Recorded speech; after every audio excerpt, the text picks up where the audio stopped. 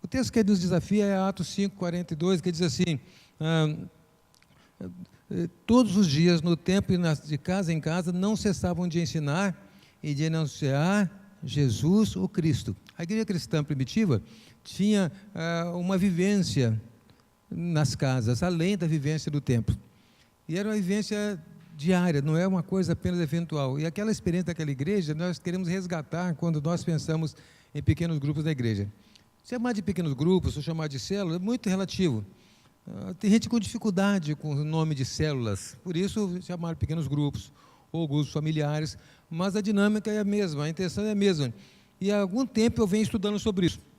A minha busca para encontrar o melhor modelo, a melhor forma, vem desde 20 anos atrás. Em 1997, a Igreja Batista do Ibis trouxe um pessoal para falar sobre rede ministerial. Era o surgimento, naquela época, da década de 90, do movimento da rede ministerial. Então, todo mundo estava querendo saber, rede ministerial, como é que funciona isso. E veio um pastor lá de Fortaleza para falar para os pastores, fez um seminário ali no IBS sobre isso. E eu estava lá, curioso, querendo saber como é que é esse negócio. E era como se aparecesse, naquela época, o livro Uma Igreja com Propósito. Um livro que vale a pena te ler.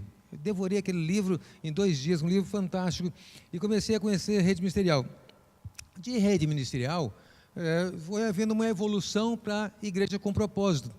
Igreja com propósito foi uma derivação de rede ministerial que tornou mais consolidado. Mas ainda assim eu vi aquilo como uma coisa muito boa, porque acabou nas igrejas com aquela eleição de diretoria. Você lembra daquele tempo que a gente tinha uma lista de 200 cargos e ficava a comissão de indicação indicando na assembleia aquele nome, e aí um não aceita, outro declina, a comissão ficava pedindo às pessoas para aceitar os cargos, porque tinha que preencher uma diretoria estatutária. Era um drama nas igrejas. Rede ministerial veio trazer uma visão nova de ministérios, em que a gente não tinha necessidade de fazer aquela eleição de uma diretoria ampla, complexa. A coisa ficou mais dinâmica nas igrejas a partir dos ministérios da rede ministerial. Ou seja, uma forma mais leve de trabalhar a liderança da igreja. Mas, quando eu comecei a estudar sobre isso, eu via uma dificuldade com os pequenos grupos da igreja com propósito. Ou seja, é muito bonito, muito bom o trabalho com ministérios, com a nova liderança, mas a parte dos pequenos grupos da igreja com propósito não estava me agradando muito, porque eu achava que faltava alguma coisa, eu queria alguma coisa diferente, eu não estava satisfeito com aquilo, não é? Foi quando, algum tempo depois, a própria Convenção Batista trouxe para cá as palestras, os módulos de igreja em célula. O pastor Roberto Lai, que é um pastor menonita, foi convidado pelos batistas para falar da sua experiência de igreja em célula lá no sul do Brasil e trazer para a gente. Então, ele fez 5 módulos. Esses 5 módulos eu participei de tudo. Comprei todo o material, os livros, as apostilas, li tudo que tinha. Eu estava empolgado com a igreja em célula, estava aprendendo tudo. E cheguei, então, na minha igreja, numa empolgação muito grande. Em 2002, eu cheguei, ainda não tinha data show, era retroprojetor. Preparei todas as transparências e fiz uma apresentação no domingo à noite, empolgadíssimo com a igreja em célula, e motivando o povo, empolgado com aquilo, e querendo que o povo, e ao final eu fiz, agora eu quero convidar os irmãos, quem quer fazer parte do primeiro grupo de reciclagem, quem vai fazer a primeira turma que nós vamos começar a trabalhar para formar liderança? E eu tive a primeira grande decepção, o povo não veio. Foi triste, eu vi que alguns levantavam, outros não. Eu estava super empolgado, eu esperava que todo mundo quisesse. Eu vou ter que formar mais de um grupo, esse povo todo vai querer, porque eu estava vibrando com a coisa. Mas o povo não vibrou. E eu fiquei, o que eu faço agora? Eu comecei a estudar, por que dessa dificuldade? Qual é a resistência? Então, fui ver que há um tempo atrás, cerca de menos de 10 anos antes, um pastor que esteve naquela igreja criou grupos, se formou discipulado, e estava indo muito bem. Eu me lembro que aquele pastor estava indo muito bem, mas ele começou a misturar doutrina. Começou a falar línguas estranhas, começou a trazer uma dificuldade para o povo, e aquele povo então achou que as células, o grupo que ele criava, era alguma coisa que trazia problema doutrinário, e o povo ficou com resistência às células, aquele grupo, por causa da experiência anterior. Eu fui entender isso depois, e aí eu tive que mudar a minha estratégia, mudar a minha forma. No final eu não consegui, naquela empreitada, implantar a igreja em célula naquela igreja. Então, logo depois fui conhecer o G12. E o G12 eu conheci de uma maneira muito triste, porque eu era da Comissão de Ética da Ordem dos Pastores. Como relator da Comissão de Ética da Ordem dos Pastores, eu fui visitar pastores com problema doutrinário. Fui da Comissão de Ética da Convenção e fui ver igrejas dividindo por causa do G12. E eu conheci G12 de uma maneira muito triste, porque o G12, em alguns lugares, deu muito certo, mas nas igrejas batistas só causou problemas, dificuldades, porque ele trazia uma série de complicações doutrinárias, umas dificuldades que só causavam desunião, divisão no meio das igrejas. Até hoje tem muita igreja que não quer nem saber de célula porque teve problema com G12. Os pastores se empolgavam, e aí vamos fazer o encontro com Deus. E convida, leva a igreja toda para um encontro, e quando volta do encontro, declara que todo mundo já está em células de 12, e aquilo se torna uma manipulação, e algumas coisas que são realmente manipulação emocional, e que não dão resultado sólido, e acabou que isso gerou muita dificuldade. O G12 se tornou mais problema do que bênção. Em outros lugares o G12 foi bênção, mas aqui entre nós foi dificuldade, não é? Logo depois eu conheci um outro movimento chamado MDA, Modelo do Discipulado Apostólico, que alguns chamam de MDA, Meu Discípulo Amado. É um trabalho de pequenos grupos com ênfase no discipulado. É um negócio lindo, meus irmãos. O MDA é um negócio lindo, porque desperta em nós a visão de que todos nós precisamos ter um discípulo e sermos discipulados por alguém. É uma rede dentro da igreja, que todo mundo da igreja está ligado a outra pessoa, discipulando alguém e sendo discipulado por alguém. Uma ligação que não deixa ninguém ficar sozinho. O MDA é lindo. Eu comecei a gostar muito de MDA, comprei os DVDs do pastor Hebe Huber, eu comecei a ler os livros e estava ouvindo palestras, mas outra vez eu vi as misturas de doutrina com o modelo de igreja. Porque a igreja que estava mais promovendo o MDA é a Igreja Batista Betel, que é uma igreja pentecostal. E alguns pastores que estavam indo para lá acabavam se misturando doutrinariamente e eles não sabiam separar as coisas. E o MDA, que é uma coisa linda, começou a me mostrar dificuldades. Porque, ao mesmo tempo, as pessoas tinham que se associar a uma associação do MDA. É uma coisa que eu ouvi lá que eu fiquei preocupado. E fui ver alguns pastores que estavam se perdendo por causa do MDA, ainda que a ideia fosse uma ideia linda, mas no trato, na prática, ela não estava sendo muito boa para a igreja, não é? E aí encontramos outros modelos mais. Surgiu nessa época lá em Campos um movimento da igreja apostólica, e alguns pastores saíram daqui levando caravanas para o movimento apostólico lá em Campos, e de lá começou a haver também problemas doutrinários. E de lá surgiram os pastores que se tornaram apóstolos. Tem pastores batistas que hoje se nomeiam apóstolos, ou foram nomeados apóstolos. E essa visão apostólica vem dessa visão dessa igreja que começou o movimento lá em Campos. E tudo isso, meus irmãos, é estranho para a igreja batista tradicional. E gera, então, uma série de resistências. Na época que eu era relator da comissão de ética, eu fui visitar um pastor que estava dividindo uma igreja no norte do estado. Ele disse, é porque eu estou sob a autoridade espiritual de um pastor lá da Bahia. Ficou como isso. O modelo de igreja que ele tinha optado por participar, dizia que ele tinha que se filiar a uma associação e ter um outro pastor que tinha autoridade sobre ele. Que pastor batista é esse que se submete a ter um outro pastor sendo autoridade sobre ele? Como é isso? Ele é seu líder? Não, é que ele se associou àquele grupo e aí ele presta agora submissão a outro pastor. Umas coisas que não são muito bíblicas e geram dificuldades para a gente, não é?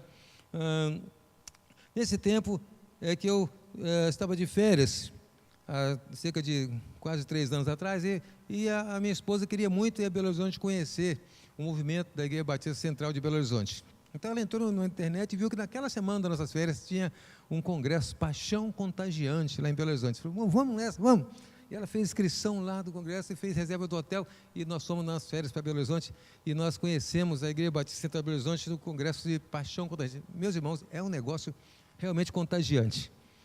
A Igreja Batista Central de Belo Horizonte é uma igreja que tem um trabalho maravilhoso, um trabalho lindo, e nós ficamos empolgados com o que vimos ali. Uma igreja que está crescendo de maneira impressionante, uma igreja que faz um trabalho de célula, de multiplicação de liderança. Encontrei lá algumas ovelhas, que foram minhas ovelhas aqui, que estão trabalhando lá, e aquela igreja está indo muito bem, porque a visão do pastor da igreja se multiplicou. Mas o que é mais bonito naquela igreja é que eles querem ajudar outras igrejas a trabalhar a sua maneira de crescer.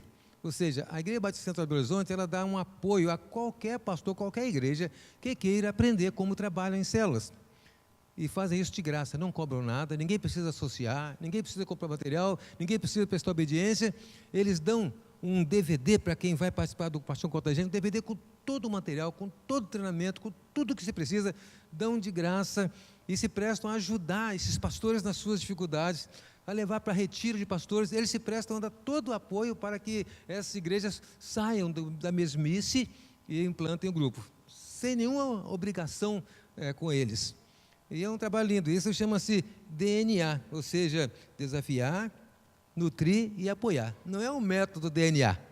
DNA é apenas um jargão que eles criaram para dizer: nós queremos desafiar você a trabalhar sério, nós queremos nutrir com boas maneiras, com bom material, e queremos apoiar. E eu voltei de Belo Horizonte, então, empolgado de ser, esse é um bom modelo para trabalhar.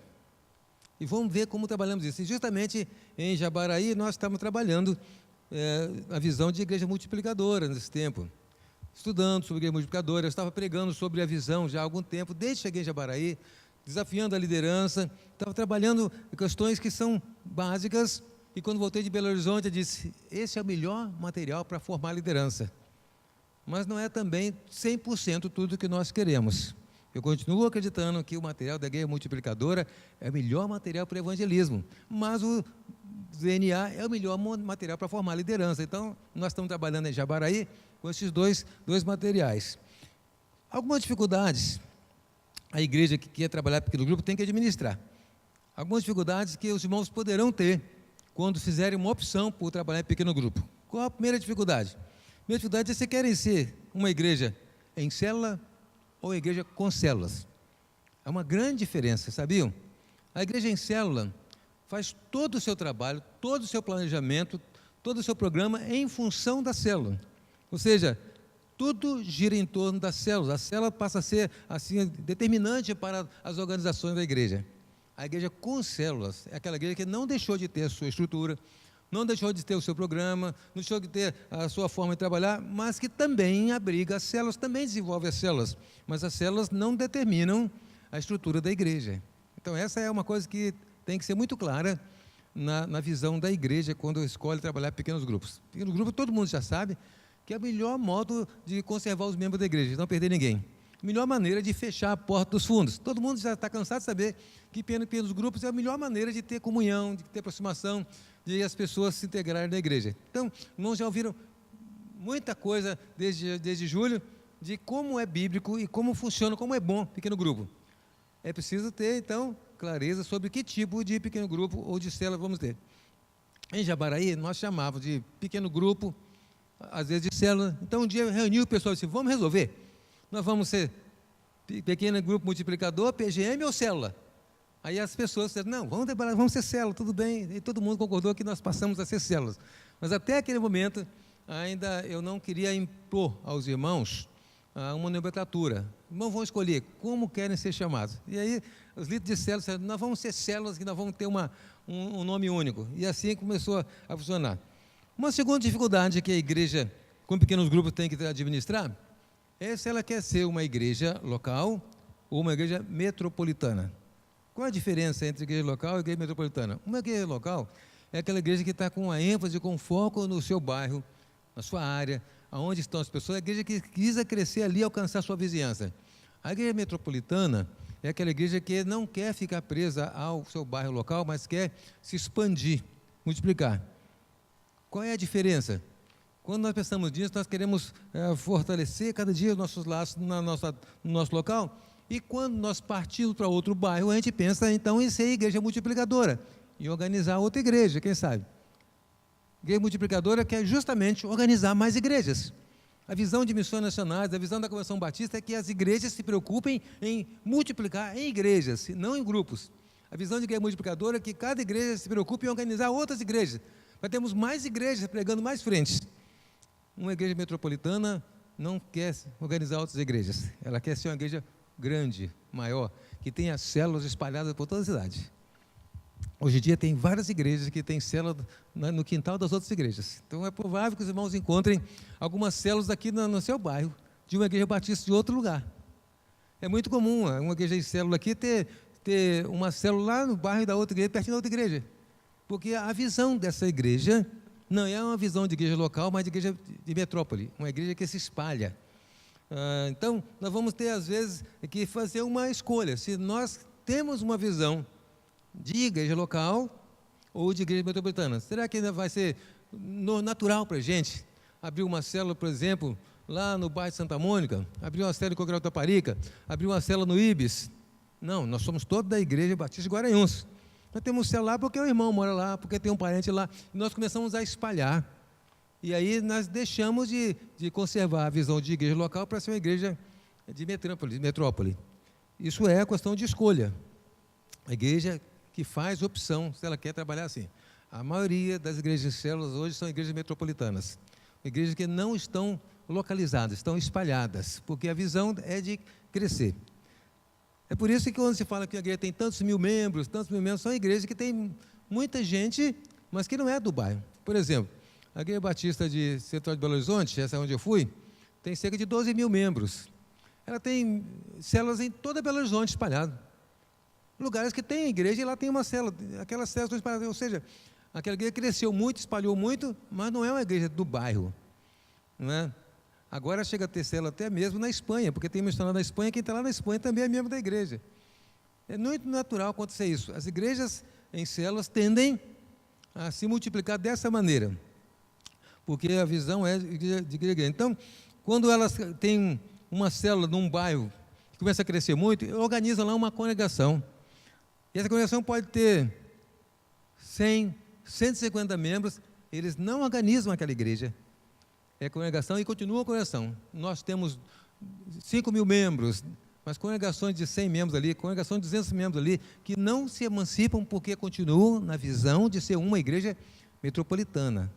Vejam, estou dizendo, nós temos que ter clareza na nossa visão. Nós queremos ser uma igreja local ou queremos ser essa igreja metropolitana? Aqui em Vitória tem igreja assim, não é? Que tem congregações com 100 membros, 200 membros, que continuam sendo congregações, nunca organizam. Não é a visão multiplicadora. Ou devemos optar se queremos nos associar a algum ministério, ou vamos trabalhar independentemente, continuar sendo uma igreja batista, né, sem nos ligar, associar a MDA ou a G12 ou outra igreja. Nós vamos continuar mantendo a nossa identidade batista? Vamos ser uma igreja denominacional? Um tempo atrás fui a um congresso de uma dessas igrejas, uma igreja batista que trabalha com células, e aí uma moça que fazia palestra sobre relacionamento falou assim: nós não somos mais uma igreja denominacional. Eu falei, como é isso? Deixou de ter compromisso com a igreja batista? Deixou de ser batista? Não. Ela deixou de cumprir o padrão, o perfil de uma igreja batista.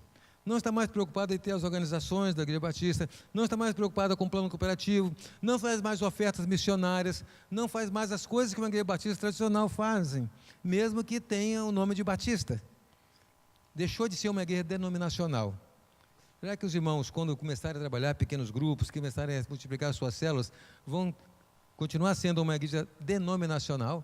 Ou vão achar que isso não é importante, vão deixar de ser uma igreja denominacional? O que isso representa, até que ponto isso é importante? A visão de igreja multiplicadora é justamente a igreja que conserva a identidade batista. Veja, a convenção pegou, meus irmãos, numa pesquisa, todos os métodos que já existiam por aí, igreja de propósito, DNA, MDA, e a Junta de Missões Nacionais fez um estudo muito bem elaborado, para ver o que havia de bom, o que funcionava melhor, e pegou tudo isso, e elaborou um projeto que fosse de uma identidade, que não prejudicasse a tradição, a história dos batistas, mas que pudesse ser prático para a igreja. A igreja multiplicadora é nada mais do que a identificação, a aplicação desses princípios de uma forma que a igreja continue sendo igreja denominacional. Até que ponto isso é importante? Apesar de que hoje você vai numa igreja batista aqui, quando vai na outra, no outro bairro, já encontra tanta diferença, você não sabe se é batista mesmo. Antigamente você olhava na frente, ela é CBB ou é CBN?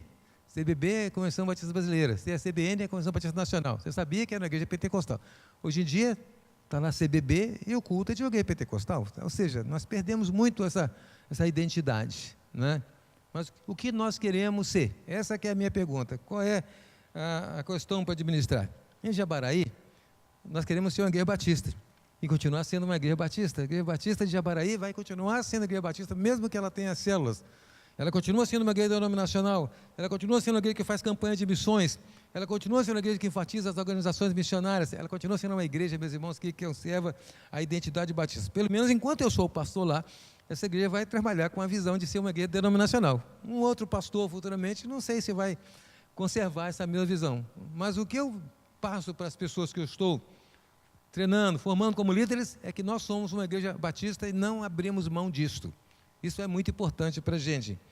Chegamos a Jabaraí, 2015, igreja com cerca de 50 membros, talvez um pouquinho mais de 50 membros, uma diretoria, uma liderança sem experiência.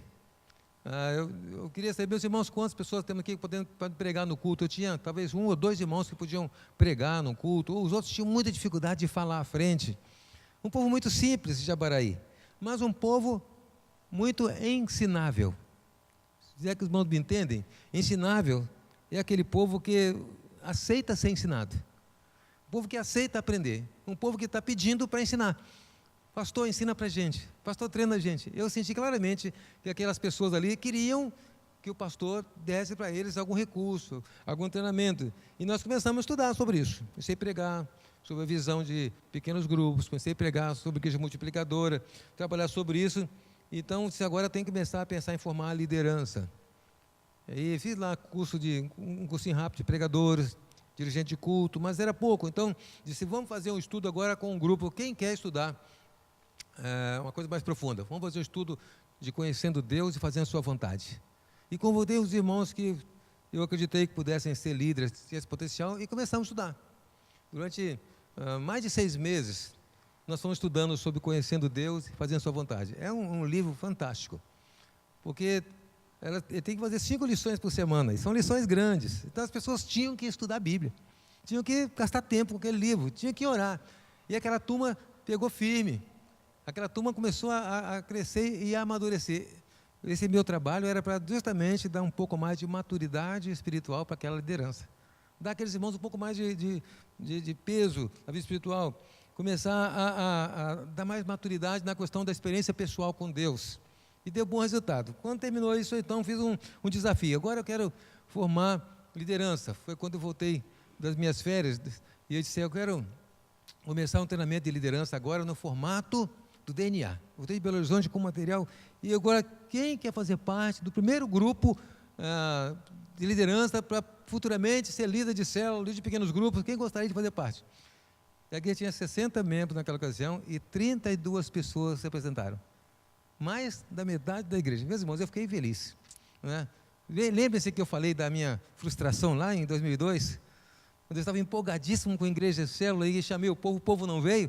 Agora eu tinha mais da metade da igreja querendo, mais da metade dizendo, nós queremos, eu quero, e aquele povo veio. E começamos a trabalhar com eles, né? E a nossa opção era trabalhar com o modelo de liderança que eu tinha visto em Belo Horizonte, no Pastor Contagiante. São 4 níveis de curso de liderança. O Lidere 1, Lidere 2, Lidere 3, Lidere 4 e tem o Lidere 5. O Lidere 1 seria o curso básico de doutrina, para novos crentes, para batizar, o curso básico de classe de novos crentes. Todo mundo que vai chegar para a igreja deve fazer esse curso, ou seja, quem vai se converter vai fazer até a noção básica disso, né? Depois do Lidere 2, era um estudo sobre experimentar uma vida contagiante. E sabe qual é o livro que nós íamos ler? Uma Vida com Propósito. Alguém já leu esse livro? Mas o dia que você pegar esse livro, é um livro que a gente não para de ler, né? E aquele pessoal de Jabaraí devorou aquele livro. Gente que nunca tinha lido um livro todo, hein? A maioria das pessoas tinha até dificuldade de ler. Aquele livro tinha que ler um capítulo por dia. E eu fiquei impressionado como aquelas pessoas devoraram aquele livro. Porque esse livro mexe com as pessoas diretamente. É um livro fantástico, mexe com a vida da gente. E eu ficava empolgado de ver o aproveitamento, a empolgação daquelas pessoas que liam aquele capítulo por dia e liam aquele livro. E aquele Lidere 2 foi muito bom. A turma estava crescendo muito, aprendendo muito, né?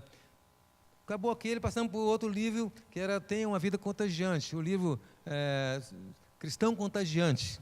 E o povo leu também esse livro todo, mas esse livro já era um pouco mais difícil. Depois passamos para outro nível, como liderar uma célula vitoriosa. E aí agora um outro nível é quando vamos fazer um estudo sobre trabalhar com crianças nas células. Ou seja, já estamos numa segunda etapa. E vamos ter agora, a partir de outubro, uma nova turma de Lidere 2. Estudando, lendo o livro Uma Vida com Propósito. E agora, olha que coisa bonita. Gente que fez comigo o treinamento é que vai fazer com outros agora. Tem um casal ali, fica em pé, Pedro e a Carla. O Pedro e a Carla, eles já vão ser líderes do Lidere 2. Obrigado? Eles vão liderar a primeira turma de formação de liderança. Ou seja, uma segunda, pode sentar, obrigado. Uma segunda geração de liderança que será formada pelos líderes que eu trabalhei para formar. Então, nós estamos experimentando já um passo seguinte.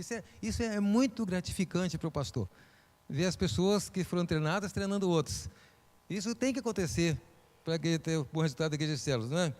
Mas é sobre isso que nós temos que enfatizar, porque nós temos que produzir na igreja líderes. Meus irmãos, qualquer igreja que queira trabalhar com pequenos grupos e com células tem que ter uma preocupação em formar sempre novos líderes. Muitas igrejas começaram a trabalhar com células e fracassaram porque não tinha gente para liderar novas células, que não formou liderança. Se não formar liderança, a gente não vai chegar lá. Nós temos que insistir e investir em formar novos líderes. E sobre isso eu gostaria de chamar aqui o Pedro. Vem cá, Pedro. O Pedro, meus irmãos, é uma pessoa que tem 2 anos que está na igreja. Porque o Pedro era casado com a Carla já há quase 30 anos. Mais de 20, né? Mais de 20. 23 anos, não quase 30. E o Pedro ia à igreja de vez em quando, mas ele tinha muita resistência à igreja. E eu perguntei ao Pedro, quer fazer estudo bíblico? E fiz um relacionamento discipulador. Criei um relacionamento com o Pedro, um RD. Conta para a gente como é que foi a experiência, Pedro, de ser convidado pelo pastor, como aceitou, que fruto, que resultado deu na sua vida isso. Queria que você dê um testemunho, em outras palavras, sobre a sua experiência de ser alcançado pelo Evangelho através do relacionamento discipulador. Boa noite, igreja. De princípio, muito alegre, né? Eu lembro que quando o pastor assumiu na nossa igreja lá, que não era minha igreja ainda, né? A minha esposa me chamou para ir na posse dele. Eu falei assim, não vou não, porque tem muita gente, eu não gosto de muita gente, não sou muito chegado de ficar no meio dentro da igreja, muita gente. Aí não fui nesse dia. No outro domingo, ela me chamou para mim ir lá na igreja. E nesse domingo eu fui. Aí quando o pastor pregou lá e fez o apelo, eu senti uma vontade muito, muito grande de conhecer esse Deus que foi falado, né? Aí, minha esposa estava todo mundo de cabeça baixa, eu levantei a mão e o pastor não chamou lá na frente. Aí acabou o culto, nós saímos. Aí quem falou para minha esposa que eu tinha levantado a mão foi o pastor. Falou assim, pega o nome do pessoal que levantou a mão para a gente estar entrando em contato com eles. Aí chegou para ela, seu marido levantou a mão. Aí ela olhou assim para mim e falou assim, eu estava do lado dela, né? Aí olhou sério assim, tipo assim, não acredito que ele levantou a mão. E depois daquele dia, irmãos, eu passei assim, viver maravilhas na minha vida. Aí logo nessa mesma passagem, o pastor logo me chamou, eu quero fazer um estudo com você, você aceita fazer um estudo com você? Eu falei, aceito, pastor, aceito. Aí o pastor foi um dia por semana, toda segunda-feira ele ia na minha casa, né, pastor? A gente estudava na cozinha, né? Ele sentava lá e a gente estudava, fiz esse relacionamento discipulador e fui crescendo. Aí eu falei com ele, pastor, uma coisa eu vou falar para o senhor, eu não quero ir para a igreja para ficar no banco. Eu falei, isso durante os estudos, né? Aí eu tinha muita dúvida a respeito de batismo, porque eu vim de uma família assim, de uma outra religião, né? Da religião, o pessoal assim não aceita muito essa mudança, não aceitava muito. E eu na família eu era assim, eu ainda sou, graças a Deus, assim uma pessoa assim que os meus irmãos, meu pai, eles assim ouvem muito o que eu falo, né? Que eu falava e que eu falo. Então houve muita dificuldade assim pela parte das minhas irmãs, dos meus irmãos. E no meu batismo foi uma irmã só. né? Então, até hoje eu sinto muita dificuldade nisso na minha casa, né? Mas aí eu falei com o pastor, aí batizei no dia 31 de dezembro de 2015, eu me batizei, né? E falei para o pastor, pastor, eu estou chegando, mas eu não quero ficar no banco da igreja sentado, eu quero fazer algo, porque Deus falou no meu coração, e eu assim, cheguei um pouco tarde, mas para o tempo de Deus não é tarde, né? Na hora dele, no tempo dele. E dali para cá nós começamos a fazer esses estudos que o pastor falou, né? Eu passei a estar indo na igreja assim, toda vez que tem culto, de manhã, à noite, nas quarta-feira, aonde que tem programação na igreja eu estou indo, porque a gente tem que procurar, né? A gente tem que buscar, porque uma vez por semana só é pouco, né, para quem quer crescer espiritualmente. Então eu tive assim a resposta de oração, eu esqueci de falar que a resposta de oração da minha esposa, que orou 23 anos por mim, para minha conversão. Então a gente vê que o poder de Deus é tremendo. Quando a gente busca, a gente passa a perceber da importância de ser obediente ao Senhor. Minha esposa orou por mim 23 anos, e meu casamento antes não tinha casamento, né? Só tinha assim no papel, e nós tivemos fases assim que o inimigo me usou muito. E o interessante, quando a gente está no mundo, a gente não percebe o tanto que a gente erra, né? E isso aconteceu comigo, mas dou glória a Deus a chegada do pastor na nossa igreja, e por Deus ter assim, me escolhido, mesmo na idade já, né, mais avançada, mas glória a Deus por isso, porque Ele tem feito maravilha na minha vida. E nós fizemos, né, esses estudos, e hoje eu lidero uma célula, né, na faixa tem 12 pessoas, assim, a célula está solidificada com 12 pessoas, mas assim, a gente tem um trabalho, uma dinâmica dentro da célula que a gente incentiva os nossos participantes a estar trazendo mais um amigo, um colega, um irmão, um primo, alguém da família. E tem vezes lá, já aconteceu de ter quase 30 pessoas na minha célula. Hoje eu sou líder de célula lá na comunidade, né? A gente está para multiplicar no final do ano agora, pela honra e glória do Senhor. Obrigado, Pedro. A célula do Pedro, veja, o Pedro se converteu depois da minha chegada de Jabaraí, fiz o RD com ele, o Pedro se tornou líder de célula, e a célula dele já está pronta para multiplicar no final do ano, né? Ou seja, é uma grande alegria para mim, como pastor, não só como pastor, como qualquer membro da igreja, ver alguém que você ganhou para Jesus já liderando e produzindo outros frutos, né? Então, nós fizemos o treinamento dessa liderança durante um tempo, e desse grupo nós formamos, então, 2 grupos grandes para fazer protótipos. Fizemos durante um tempo reuniões como fosse 2 grandes células com o pessoal que fez o treinamento de liderança. Aquele pessoal que fez a liderança agora estava dividido em 2 grupos que se reuniam em 2 casas. Durante um tempo nós fazíamos como se fosse a célula, mas era o próprio pessoal que tinha feito a liderança. Depois de algum tempo nós ensinamos para o pessoal, vamos agora multiplicar essas células, multiplicar esses grupos, e formamos 10 células. Daquele grupo formamos 10 células. Então Jabaraí tinha de repente 10 células funcionando na sexta-feira, alguma no meio de semana, e nós, para não termos dificuldade, pegamos os embaixadores do rei, porque um dos líderes era conselheiro, e transformamos a organização de embaixador do rei em células de meninos. Ou seja, continua havendo embaixador do rei, eles cantam as músicas de embaixador do rei, mas eles fazem o estudo das células, fazem a dinâmica como célula.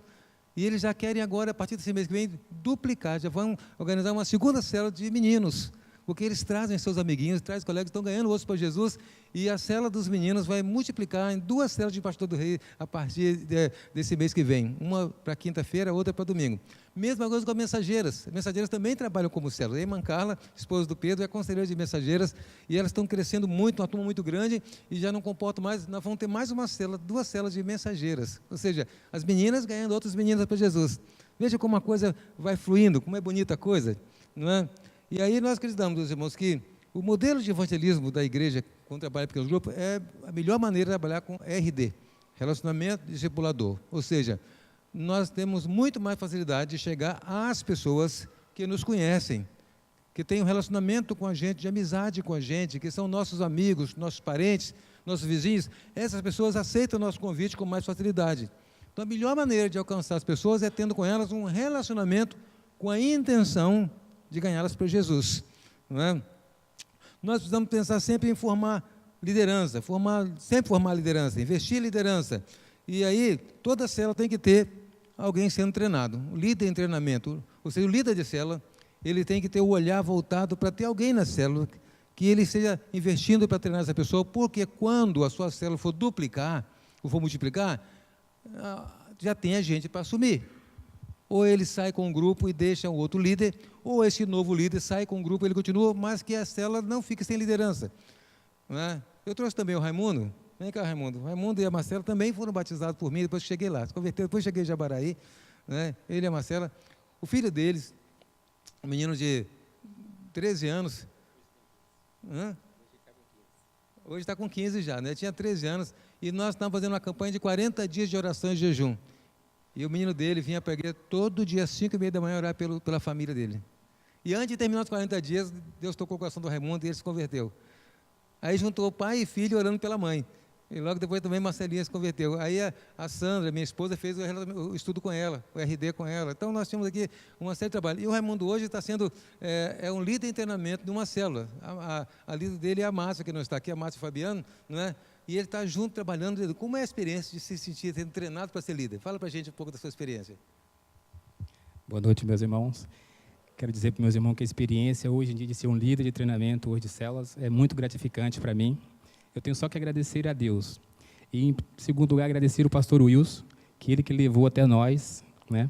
Eu vivia num mundo assim, que meu mundo era só álcool, eu não dava valor à minha família, eu dava valor mais aos amigos. Se eu saía do trabalho, primeiramente eu passava na porta do bar, do boteco, para tomar uma cerveja, alguma coisa, e minha família era sempre em segundo lugar.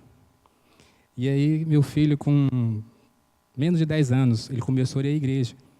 Aí ele falou assim, um dia, falou assim, pai, eu quero me batizar. Aí a mãe dele falou assim, não, meu filho, você ainda é muito jovem para batizar. Eu falei para ela, não, deixa ele, que é melhor ele estar na igreja do que ele procurar um outro caminho. E aí tudo bem, aí ele queria se batizar no início de março, mais ou menos no ano. Aí depois ele falou assim, não, então deixa mais para frente. Quando chegou em dezembro, falou assim, agora eu quero me batizar. Eu falei, não, tá bom, então você pode ir batizar. E ele começou a ir para a igreja. E às vezes eu via que às vezes a gente ia para um churrasco com os amigos, tomar cerveja, e ele falava assim, pai, eu quero ir embora que eu tenho que ir para a igreja. Ele falou, agora não, depois você vai. E às vezes ele nem ia para a igreja devido a gente. E aquilo foi me tocando muito. Eu creio que foi Deus que me escolheu, não foi eu que escolhi Deus, porque eu fui vendo aquilo e falando assim, a minha hora vai chegar. Eu vou procurar sim o caminho da igreja, logo, logo. E eu falei para ela, falei, meu, eu estou me preparando porque eu vou procurar o caminho da igreja. Ela falou assim, mas agora não. Eu falei, bom, se você não quiser ir, eu vou só. Aí eu falei para ela assim, quando eu completar 46 anos, eu vou me entregar para o Senhor. E aí eu tive a felicidade, graças a Deus por isso, porque justamente nessa época, era a época que o pastor tinha acabado de chegar na igreja lá de Jabaraí, que foi uma benção, continua sendo uma benção. Né? E aí, como ele falou, através disso antes, meu filho tinha orações 5h30 da manhã, todos os dias, 40 dias de oração, 21 dias, 40 dias. Ele ia todos os dias, e eu não ia. Muito difícil ir. E aí, antes de terminar os 40 dias, aí eu me converti ao Senhor, me entreguei para o Senhor. E isso foi uma mudança muito grande na minha vida. Hoje eu posso dizer que realmente eu tenho uma vida, posso dizer que realmente eu tenho uma família, porque eu digo que Cristo me transformou. E Ele pode transformar a vida de qualquer um de vocês também. Aqueles que ainda não aceitaram Jesus, ou até mesmo aqueles que aceitaram e ainda se encontram assim meio dispersos, é hora de se entregar ao Senhor de coração. Porque eu, nesse período todo, eu estou com 48 anos hoje, eu nunca tinha lido nenhum gibizinho de 3 páginas, meus irmãos. Nada, eu não lia nada. Para mim, pegar um livro para ler era muito difícil. Hoje eu tenho 2 anos e 2 meses, completa hoje, que eu estou nos pés do Senhor. Eu já li a Bíblia hoje, já estou chegando a 2ª vez, lendo ela, para a honra e glória do Senhor. Então, isso é muito gratificante. E também hoje, como um líder em treinamento, hoje, eu vejo assim, uma oportunidade muito grande de fazer algo para Jesus, que é alcançar as pessoas para Jesus, através da gente. Né? Cada um de nós doar um pouquinho da gente, a gente consegue, sim, fazer um pouco para Jesus. Quer dizer, não fazemos nada, a gente pensa muito só na gente. Né? Às vezes a gente pensa que está fazendo muita coisa, mas fazendo para nós. A gente faz para o nosso filho, para o nosso irmão, para o nosso pai, para o nosso vizinho, mas para Deus, como é que fica? Será que a gente fez alguma coisa para Deus durante o dia? Durante essa vida inteira que a gente está assim vivendo, a gente parou um pouquinho e pensou, será que eu estou fazendo alguma coisa para Deus? E eu creio, sim, que através dessa obra, sim, através do pastor Wilson, né, que ele levou esse projeto da célula para a igreja. A nossa igreja lá hoje, graças a Deus, é uma igreja abençoada, está só crescendo. E a gente temos que orar a Deus cada dia mais, para que eu continue crescendo. Nem só em número, meus irmãos, mas assim em espírito, como o pastor falou. A nossa igreja é uma igreja pequena, pessoas humildes, mas pessoas que estão assim dispostas a trabalhar para Deus. Eu tenho que dizer que a experiência é muito gratificante. E dizer também para os irmãos que, né, que como nós vamos se multiplicar já no final do ano, se Deus quiser, já estamos preparando a nossa casa lá, junto com a Marcela, falando para ela que a nossa casa vai ser mais um lugar que vai nascer mais umas células. Em nome de Jesus. É isso aí, meus irmãos. Obrigado, Raimundo. Então, a casa dele vai ser a nova célula, que vai duplicar, né? Veja, o Raimundo, em 2 anos, já está lendo a Bíblia pela segunda vez. A Bíblia toda, pela segunda vez. Ele está fazendo um RD com um amigo dele, que é alcoólatra. Ele está insistindo com um amigo que é alcoólatra, quer ganhar aquele amigo para Jesus. Ele frequenta a igreja, mas ainda continua meio agarrado. O quê? Ele ser líder de treinamento, ele tem uma visão de que Deus o tem para liderar, não é? Então, veja, meus irmãos, a igreja de Jabaraí é uma igreja pequena, que não é exemplo para outra igreja, não é modelo para os outros, mas vive uma experiência nova. E que, eu sendo pastor há 37 anos, amanhã é dia 20, amanhã eu completo 37 anos que sou pastor, 20 de setembro. E depois de tanto tempo, eu estou vivendo uma experiência totalmente nova para mim. Digo, aos 37 anos de ministério, eu estou aprendendo, e quero aprender, continuar aprendendo. Porque eu peço a Deus que faça de mim alguém que tenha uma experiência nova sempre para servir a Deus da melhor maneira. E essa igreja de Jabaraí me proporciona essa oportunidade. Uma experiência linda, coisa que eu sempre quis fazer. Veja bem, um povo é ensinável. Uma igreja que queira viver uma experiência nova, precisa ser ensinável. A Igreja Batista de Guaranhuns é uma igreja ensinável? Quando eu cheguei na minha primeira igreja, primeiro ministério, lá no interior, havia um homem lá que dizia assim: esse pastor novo não tem nada para me ensinar, não. Eu tenho mais tempo de igreja que ele tem de vida. De fato, o homem tinha 30 anos de igreja e eu tinha 25 anos de idade, era o pastor dele. Ele dizia: não tem nada para me ensinar. Não é? Essa pessoa não aprende nada mais. Quem acha que sabe muito, não aprende mais nada. Não é mais ensinável. Depois de alguma experiência, uma dureza, aquele homem voltou-se para mim humildemente e aprendeu muito comigo, porque ele veio para aprender. Mas, no princípio, ele tinha muita dificuldade de aceitar ser ensinado. Pessoas vaidosas, pessoas que acham que sabem muito de igreja, que têm experiência, pessoas que acham que sabem o que estão fazendo, não aprendem mais nada. É muito ruim alguém que não aprende mais nada, não é? Pessoas que acham que já sabem tudo, têm resistência em experimentar novidades. Não sejam assim, sejam ensináveis. Queiram sempre uma liderança, queiram ser líderes, e o líder tem que aprender. Veja, eu estou dizendo para os irmãos como exemplo, que eu aos 37 anos de ministério, com 62 anos de idade, estou aprendendo com esses irmãos. Eu tenho que aprender se eu quero servir a Deus melhor. Para ser líder, para ser um bom líder, você tem que aprender sempre. Deus sempre vai lhe ensinar alguma coisa nova. Queira aprender, né? Para ser líder, aprender a liderar. Não é habilidade, não é técnica, não é formação que vai lhe dar a capacidade de liderar, é a graça de Deus. Não é? Em Jabaraí, meus irmãos, nós temos um sonho de chegar a abril do ano que vem, quando a igreja vai completar 10 anos de organizada, a igreja é novinha, de ser 30 células. É um desafio da igreja. 30 células em 2018. Nós tínhamos 10, agora temos 11, teremos 12 a partir do mês que vem, e vamos duplicar essas células e criar novas células. Acham que é fácil? Não é fácil. Em alguns momentos eu pensei que nós podemos não alcançar esse alvo. Eu já tive meus momentos, minhas crises de pensar, eu desafiei a igreja, é um alvo muito difícil. Em algum momento eu pensei assim, eu acho que eu fiz uma besteira de falar em 30 células. Eu tive lá minhas crises, tenho tido minhas preocupações. Será que eu estou forçando a barra? Mas aí eu penso, foi Deus que me deu esse sonho, foi Deus que deu à igreja esse sonho. Por que nós vamos duvidar? Por que vamos ficar com medo? Temos que trabalhar para alcançar, temos que investir, temos que treinar líderes.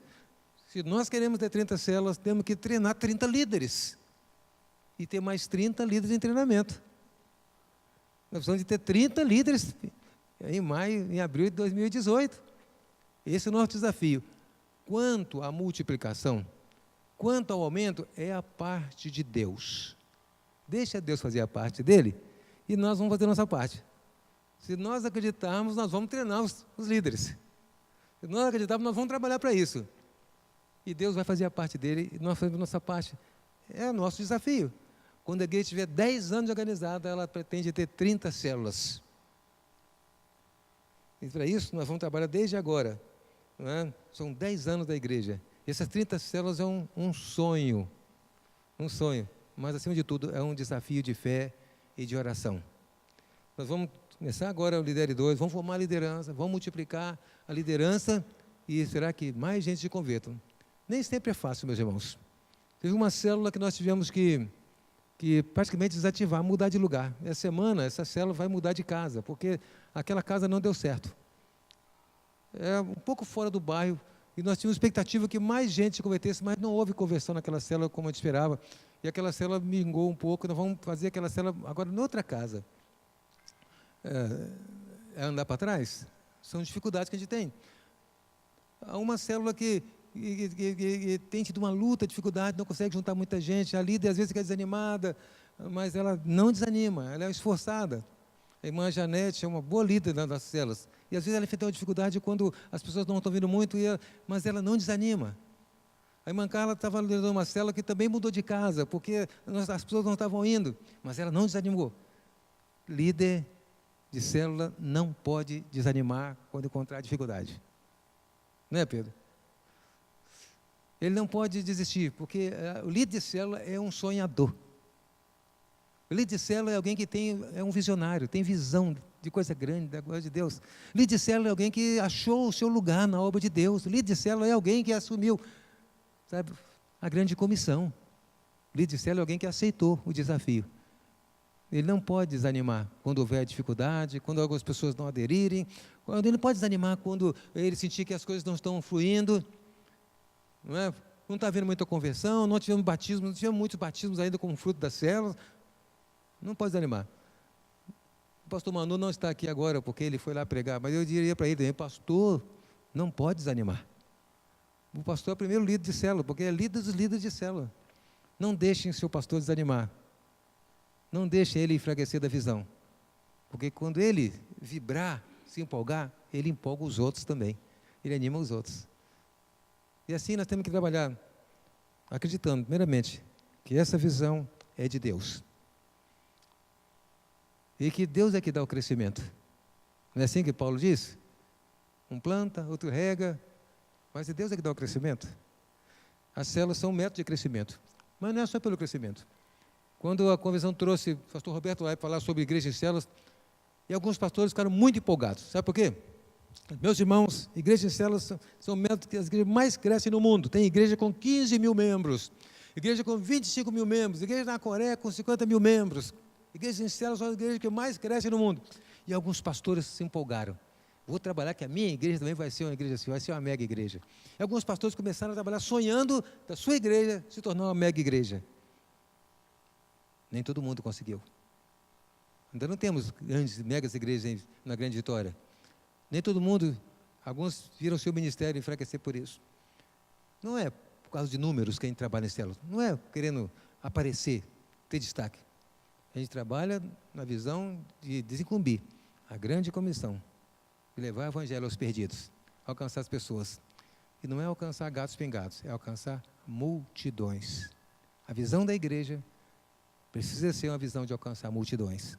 Que os irmãos tenham essa visão, que os irmãos se despertem para isso a cada dia. Seja qual o modelo, de qual desses pastores que têm ouvido, qual que vai empolgar, qual a visão os irmãos terão, mas que façam o melhor para Deus.